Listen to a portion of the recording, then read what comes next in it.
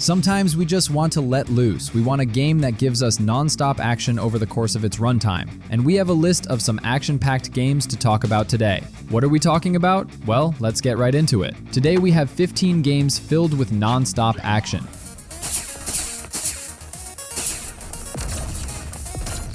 Now, starting off at number 15, we have 30XX. I'm not actually sure how to pronounce it. Is it 30XX, 30XX, or what? But anyway, this is an indie roguelike inspired heavily by the old school Mega Man games that puts you right into the action from minute one. This game absolutely rules, by the way, and it's worth picking up if you're a fan of Mega Man and roguelikes. And compared to some other roguelikes, there's little in projects like safe havens in between runs that slow things down or like unnecessary stops and faffing about. This is all about keeping things moving ready at every possible moment.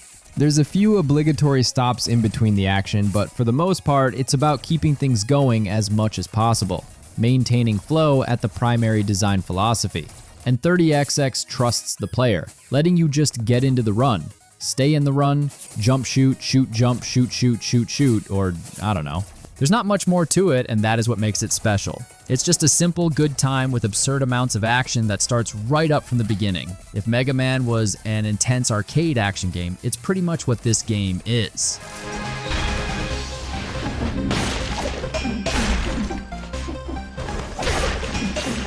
Next at number 14, Dead Cells. It's another roguelike, but we're highlighting this game over other games in the genre just because it's so fast-paced with high-energy action. And Dead Cells really just deserves special recognition, I think, because the combat in this game is just so fast. It follows the same pattern as other roguelikes, where you're going to spend the vast majority of time fighting rather than doing anything else. Like, there's downtime, I guess, in between areas where you talk to the blacksmith, upgrade your weapons, spend dead cells on permanent upgrades. And I mean, there's dialogue in the game, but most of it can be skipped immediately, and it's all basically just flavor text that's easy enough to ignore. It's really just to amp up the immersion a little bit, which is great, but it doesn't really matter because the action is so intense. Like, anything else is sort of this involuntary obligation that doesn't really factor into the experience that much. For the most part, you're going to be fighting and fighting some more before you fight a big mini boss, and then you move on to the next area to do it again. For the most part, the enemy variety keeps things fresh, at least, and the level design is pretty cool, especially with how it's just, memorizing what you have to do to get to certain secret areas. There is more to this game than just action, but pure adrenaline or escapism or whatever. It's really great for a game that's just non-stop. How the fuck you get in here?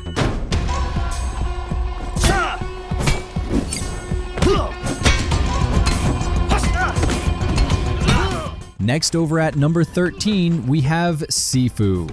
It's a game where you pretty much spend the entire game fighting. It's basically just a brawler version of a Souls-like in that it's relentless and brutal, and the margins for error are pretty small. But instead of testing your skill with ranged combat, excruciatingly tough bosses, this is more about one-on-one fights and light groups of enemies, and combat that's inspired a little bit more by kung fu movies, fast and fluid. It's a lot of fun, but to do that, it's tougher than it looks. Essentially, all that happens in Sifu is just when the fight happens, which is pretty much one of the first seconds of each level, you just go, and you'll repeat this process multiple times. There's very limited dialogue, other than a single enemy until something else happens. There's near zero downtime. It really is just a game where you perfect your moves by constantly getting beat down. It's tough. And there's very little to break up the monotony when you're dying over and over again. This is a game that really has to reward player improvement, because if it didn't, nobody would play it. That's not an issue here, though. Seeing yourself improve is a huge part of the appeal in Sifu. It's one of the most notorious action games out there, and it's simple but effective.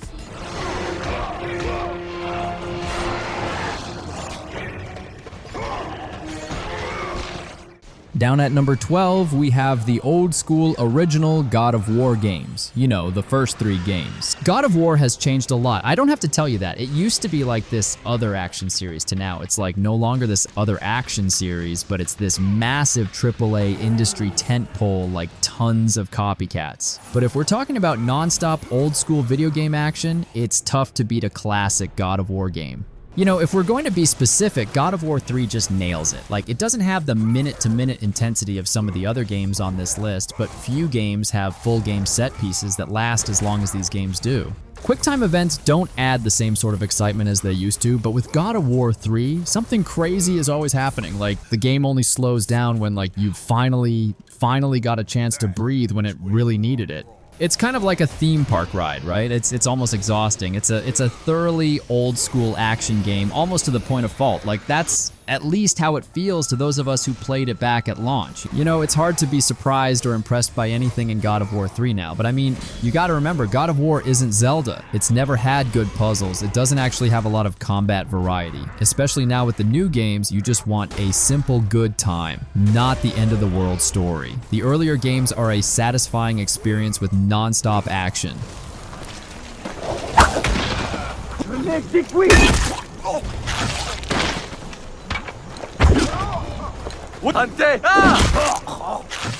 Now down at number 11, Far Cry Primal. Now you might forget about this game. It's very different from everything else out there. Far Cry Primal was always like a strange game. Just because when you think about non-stop action, an open world game is not really what comes to mind, but this is Far Cry with clubs, spears, and saber-toothed tigers. How this game would have made non-stop action doesn't necessarily come together as this masterpiece, but Far Cry Primal is certainly sort of the Mad Max of Far Cry games. It right away throws any pretense towards seriousness out the window and embraces chaos.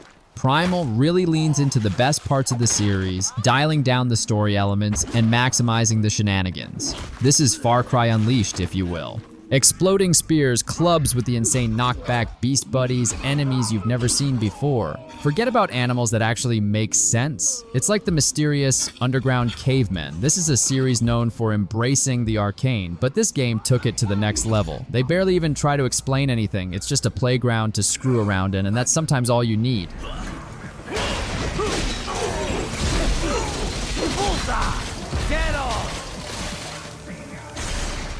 Now, at number 10, we have Metal Gear Rising: Revengeance. It's a big difference from Metal Gear Solid, and it was a welcome one at that. Yeah, stealth's cool and all, but let me cut a Metal Gear into tiny chunks using a futuristic katana.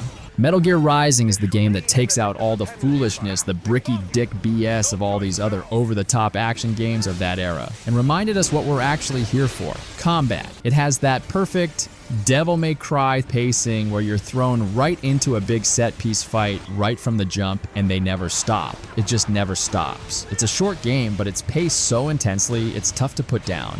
It goes further into the campiness of overall Metal Gear and makes something that's a lot better than it had any business being after that long in development hell. They managed to pull something fantastic together. It really is a call from an era long gone. You know, these aren't the kinds of games you see anymore, but on more than one occasion, I find myself longing for another 10 to 12 hour silly, over-the-top, explosive action game. We don't get them often, but Metal Gear Rising was not only that. In fact, back in the day, we kind of overlooked it, like, because we were spoiled. It was one of the best ones, though, and it's worth revisiting.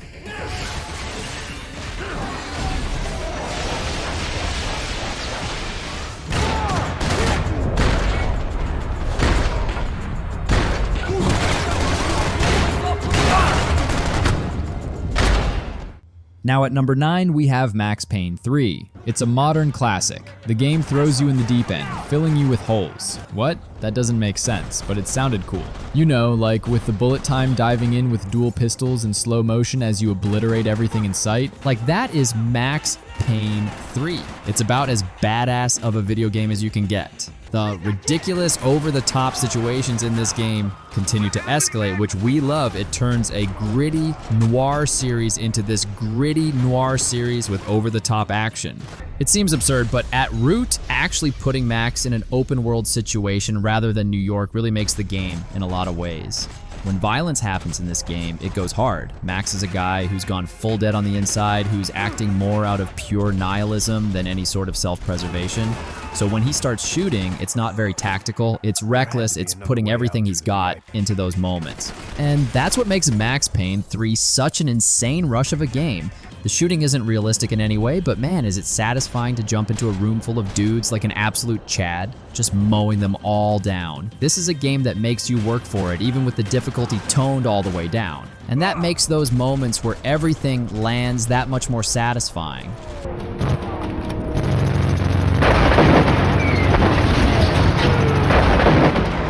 Now at number 8, we have Just Cause 3. It's nothing if not pure chaos. I mean, come on, it's such an absurd action movie thing, the series. In a lot of ways, what makes the third entry so good is that it doesn't try to complicate things at all. It just gives you the tools and lets you go nuts. There's a story at standard action movie fare, but the rewards you're getting are the ones you can generate for yourself. You have a gun, a grapple hook, and that's all you really need. Just Cause really went all out with the action and blew it up to maximum, and that's what makes it just such a consistently fun game. You don't need to stop and do missions or rescue towns or whatever.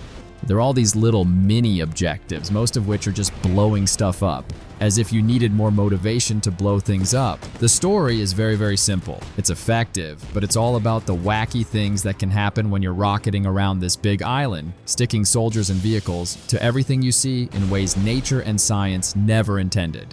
Yeah, the big thing about video games is doing things that aren't real. Of course, it's over the top insane here. Sure, the performance and bugs did kind of drag things down at launch, but those things are mostly fixed now. So it's a game that's 100% worth playing. I mean, also worth playing is Just Cause 2, another incredibly consistent action-adventure game, but Just Cause 3 does it a little bit better. You know, that's why we picked it.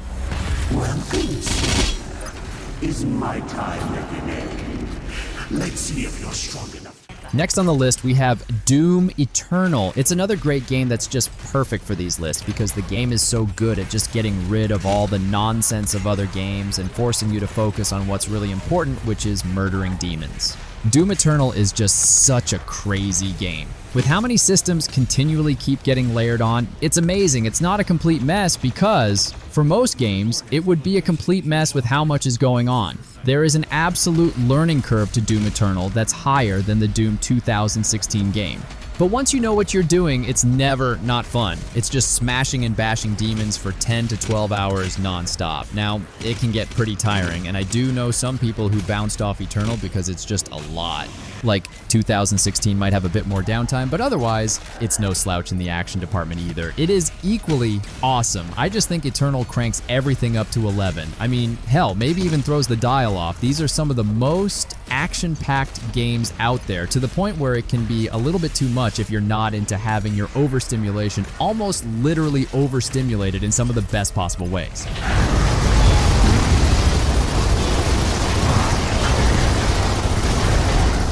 Now at number 6, we have Gears of War 3. Since these lists sometimes are a good excuse to go back to older games or games that we don't talk about often enough, let's talk Gears of War 3. It's another action game that's all about the mayhem of video games. What makes it work, the real secret sauce, is that third game. It's intense. It's pretty legendary. I mean, Gears of War was always action-packed, but the third one really perfected, if not iterated, on the onslaught of just gore flying around. What makes Gears of War 3 special, though, it's how it really does manage the pacing and tone of the action. It makes it feel like, you know, you're constantly pushing forward in ways that both the first and the second game didn't manage as well. In those games, the action can sometimes come across as pointless or gratuitous, which it is. But in Gears of War 3, it actually manages some real emotion driving the action. So you care about the characters and what's going on, along with even knowing what's going on. Gears of War 3 is particularly good about giving you variety too, rather than forcing you into clunky, obligatory vehicle sections. That doesn't feel like anything else in the game, really. I mean, the Gears series has always been one to demand your attention and time, but it was and still is a lot of fun.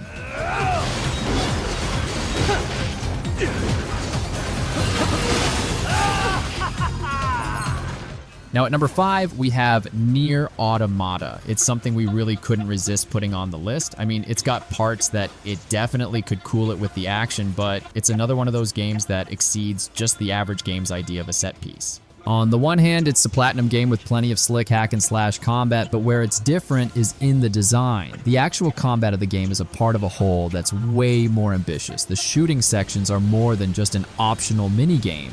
They're essential to the game. Some of the best parts of the game are these simple to learn but precise shmup sections. Even when Nier slows down a little, it still manages to keep the player engaged with a near constant existential dread some of the dialogue puts in. I mean, really the only part of the game that's a bit of a slog is in the last part of the second playthrough. Otherwise, the game keeps up a breakneck pace from the very start. While it's amazing, it's not too long. I mean, once the credits roll the third or fourth time, kind of it isn't overstayed welcome at least though.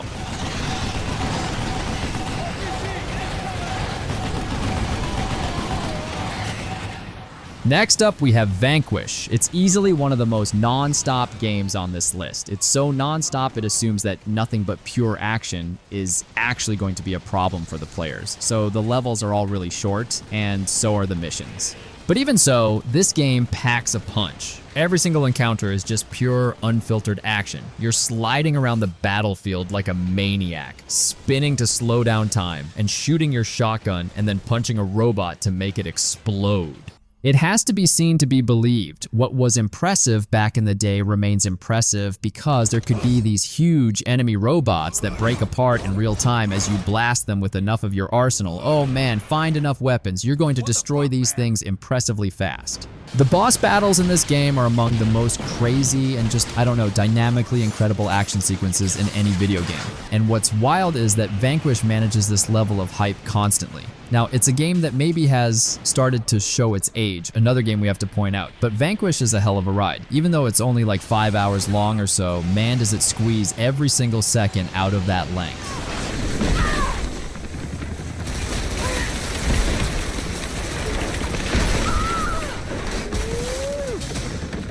Now, next at number 3, just to kind of surprise you a little bit, Rise of the Tomb Raider. Now, listen, it's not a typical non-stop action game, but it's one where we want to highlight how pacing in some of these AAA games really matters. When it comes to so many games inspired by things like the Uncharted series, there's always a problem that these games feel like they're trying to do too many things. So many adventures inspired by Naughty Dog try to throw in some open world design, of course, because some number somewhere said it's going to help player retention metrics and make them relevant long term, even if the developers really didn't factor in how a game like that is actually supposed to keep a certain pace. Look, I'm all for some downtime between action set pieces in these games, but making the games too wide and open ends up slowing down the pace. That makes it more disappointing when the shooting, which is supposed to be high intensity, ends up not being so great.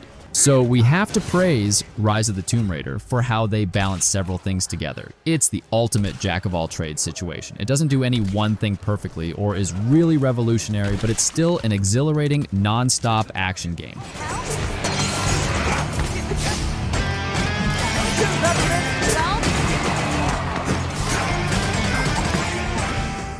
Now, down to number 2, we have Hi-Fi Rush. The thing this game is able to do that few other action-heavy video games do very well is keep up the energy. I think it's a byproduct of that rock and roll attitude sort of built into every part of the experience. The flashy cartoon graphics, the fast combat, the entertaining, great traditional rock and roll soundtrack that pops up at the most exciting parts, all this stuff helps keep Hi-Fi Rush rolling forward at 100%. There's variability in the pacing when it comes to action.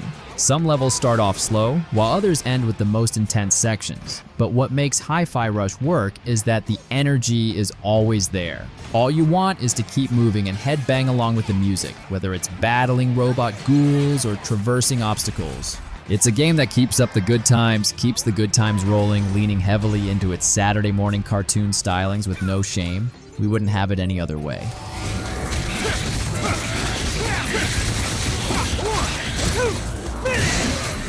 Now, finally at number 1, Devil May Cry 5 is, without a doubt, one of the most non-stop action games out there. It's one of the best and purest action games in really a long time.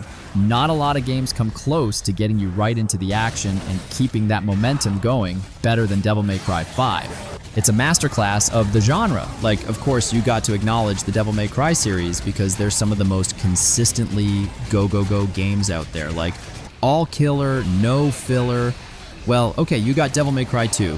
That's kind of filler, but otherwise, they're all really good. The original is a bit simplified compared to the other games in the series, but it's still a banger. DMC5 just goes bigger.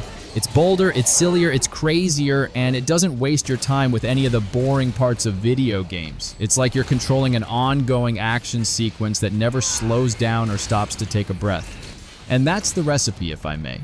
That's what we're looking for with pure non-stop action.